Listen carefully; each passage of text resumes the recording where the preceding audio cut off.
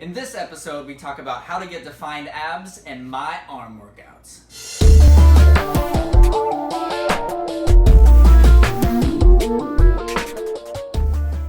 Hey everyone, Dustin Lien here with MuscleFeed TV. This is episode 2 of the hashtag Ask MuscleFeed show.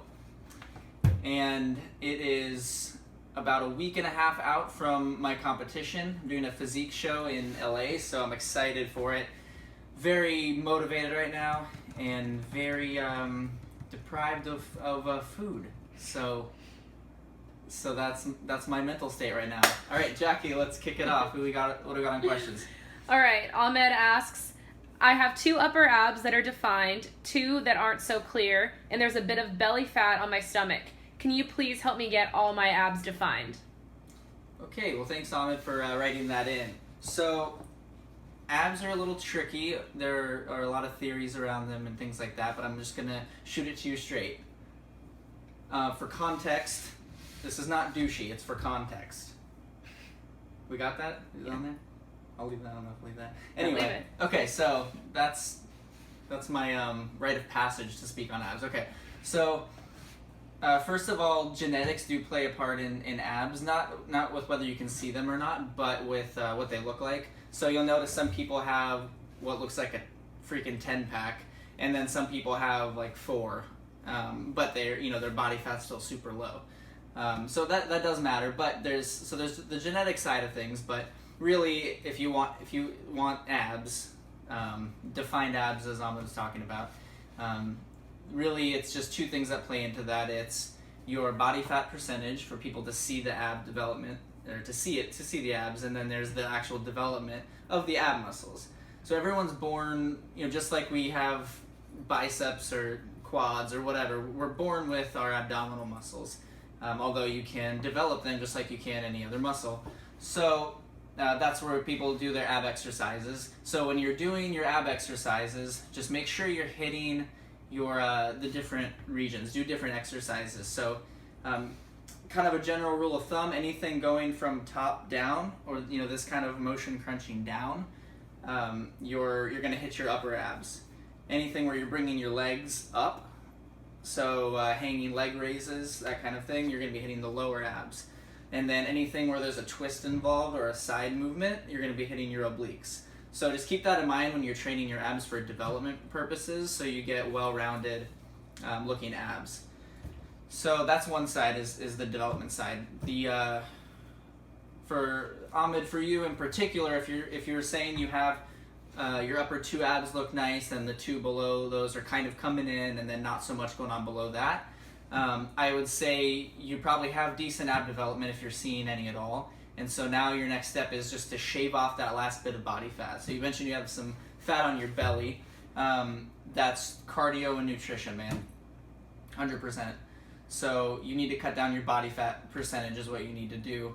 And that's going to be all diet and cardio. If you feel like adding cardio in on there, you can speed up the process. So that's that. All right, what do we got next? Well, Forrest Gump 11 asks, what are your arm workouts? What are my arm workouts? Okay, getting specific to me.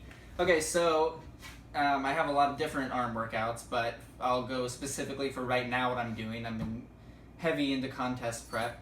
So I'm just trying to keep them very well balanced and to be tight. So I'm training a little bit higher volume, not too high. I'm still going heavy.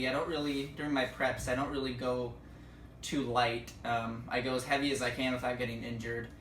And so right now I'm doing, for biceps, I'll start a workout out with 4 sets of 12 of just standard barbell curls. That's the best way you're going to build but that's the best way you're going to build just raw mass. Really with any kind of muscle group, it's going to be free weights is the way to go. And then I'll alternate in biceps and triceps to give them time to recover so I can go a little harder on volume. So I'll move next to tricep dips, seated, and then I'll go back to biceps and I'll do seated alternating dumbbell curls to hit the brachialis right in here.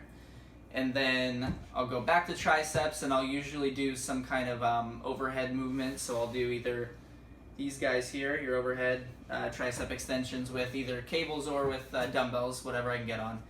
And then back to biceps, and I'll usually do incline. I'll do seated incline dumbbell curls and volumize the upper part of the bicep. So your bicep, it's called a bicep because it has two muscles. So you've got your muscle here and your muscle here. So people will talk about training their upper biceps or their lower biceps or their peak. It's the same muscle.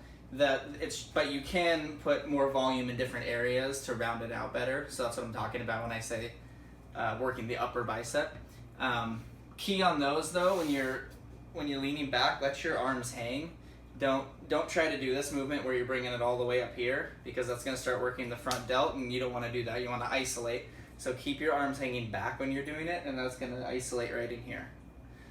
I'll finish off with that. I'll usually do some drop sets just to burn out, and then I'll finish off triceps with rope tricep extensions. And so that's my typical arm workout right now. Really just make sure when you're training arms or any muscle for that matter, make sure you are doing exercises that are going to hit the different parts, from all different angles, because you want nice rounded out muscles. So for triceps, you have 3 heads. So make sure you're doing something where you're pushing down, you're pushing overhead, and then you're pushing from this position as well. So it's going to hit all 3 heads, and that's what makes that nice horseshoe that people always talk about. Okay, so that's all we got for today.